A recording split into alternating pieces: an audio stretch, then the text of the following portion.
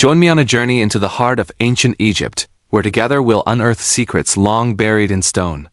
If you enjoy this kind of exploration, please subscribe to the channel. Your support fuels the creation of more deep dive content like this.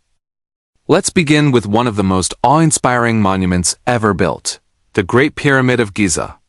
Its long and complex history spans over 4 millennia, shaped by the countless hands and tools of civilizations who studied, altered, or even damaged it in their attempts to understand its secrets. The challenge of studying this monument lies in the state of its preservation. Many critical features have been damaged, modified, or restored in ways that make understanding their original form incredibly difficult. To interpret the surviving clues within the pyramid, one must first examine a century's worth of excavation records and first-hand accounts.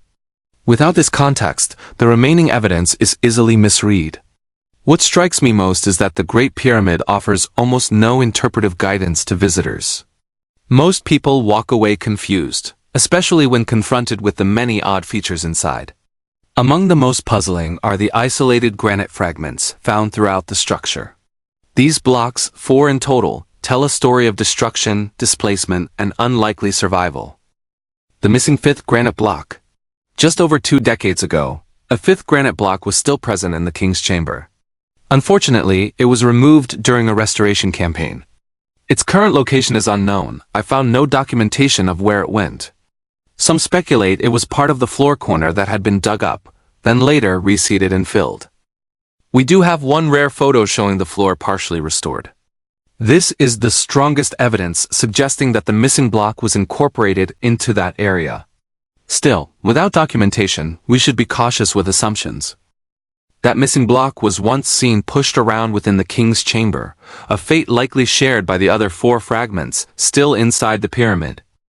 The 4 present granite fragments, here's where they are found. Granite fragment number 1 sits just outside the pyramid's original entrance, to the left of the descending corridor. Granite fragment number 2 rests in a small alcove at the bottom of that corridor, just before the unfinished subterranean chamber. Granite fragment number 3 is perched on a ledge halfway down the large pit dug into the floor of the subterranean chamber. Granite fragment number 4 is partly buried in the grotto, deep inside the well shaft where the pyramid base meets the Giza bedrock. The earliest records date to 1837, when explorer Howard Vyse mentioned granite debris near the descending passage. However, his descriptions lack detail. The first precise documentation comes from Flinders Petrie in 1881. Fragment number 1. Outside the entrance.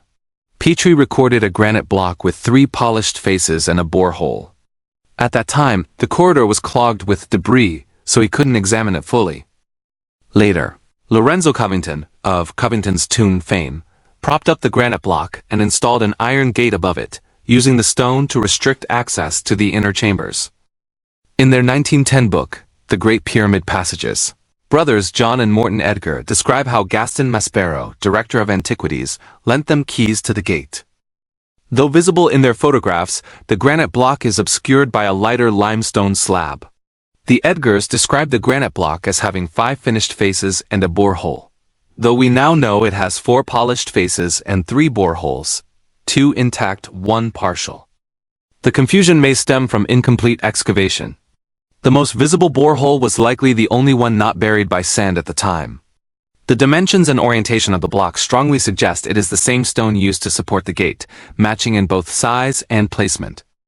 Fragment number 2 in the alcove. This block was first described by the Edgars in 1910. It's unique among the 4 because it lacks any boreholes. However, it features a shallow groove on one face that could prove significant in future reconstructions. Fragment number 3. In the pit. This block, also photographed by the Edgars, shows 2 boreholes similar in size and placement to those in fragment number 1.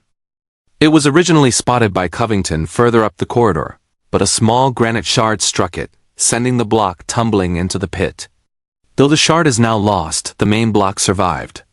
The Edgars later moved it to the subterranean chamber, and eventually it ended up in the pit where it remains. Fragment number 4. In the grotto. The last fragment was first mentioned by Nathaniel Davison in 1763, who found it about 8 meters down the well shaft, nearly blocking the passage. Earlier travelers noted that the shaft was obstructed with debris. But Venetian explorer Prosper Alpini, writing in 1591, described it as easy to explore, indicating the block was not yet there. Somewhere between 1591 and 1763, a vandal likely rolled it into the shaft, where it got stuck. In 1817, Captain Caviglia cleared the shaft and moved the granite stone, probably into the nearby grotto, where it was photographed in 1910 by the Edgars. Tracing their origins, the portcullis connection. So where did these granite blocks originally come from? It's logical to assume they tumbled downward over time. Stones roll downhill. The only granite still in its original location inside the pyramid is found in the king's chamber and the now demolished portcullis antechamber. The strongest link comes from 4 vertical grooves on the south wall of the portcullis. Each groove matches the borehole diameters, 8 to 9.5 centimeters, and spacing, about 17 centimeters, found on the fragments. Ropes likely passed through these holes to operate the portcullis, making this match highly significant. Even the granite fragment without boreholes fits the known dimensions of the portcullis blocks, about 55 centimeters deep, or 1 royal cubit, as documented by Charles Regano in Pyramids of the Giza Plateau. A lesson for modern Egyptology. Despite everything we've learned, many questions remain unanswered. The portcullis system was a marvel of ancient engineering, yet it is understudied and often overlooked.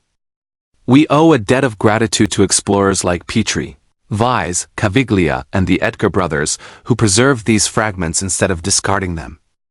Their foresight gives us a rare opportunity to study a key part of Khufu's design, something modern restoration efforts too often ignore in favor of superficial repair. These granite blocks deserve a place of honor in the new Grand Egyptian Museum, not just as relics but as pieces of an unsolved puzzle that still speaks through stone. Thank you for watching this video. Please subscribe to stay informed about future discoveries. Leave a comment, share your thoughts, and don't forget to ask your friends. Did you know about the hidden granite inside the Great Pyramid?